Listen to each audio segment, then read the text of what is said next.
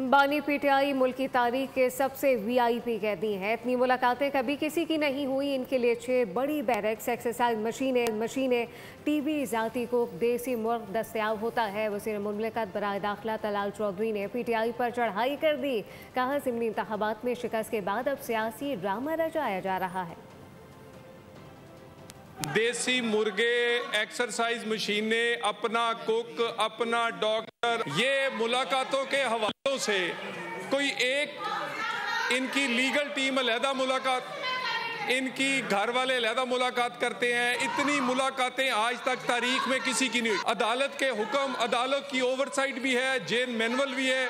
उसके बाद सर अगर सियासी ड्रामा लगाने के लिए बाय इलेक्शन तो हार गए, सियासत में रहा कुछ नहीं, हर जगह से परफॉर्मेंस है कुछ नहीं।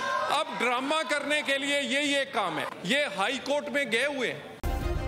सब्सक्राइब करें और बेल दबाएं ताकि कोई खबर रह न जाए।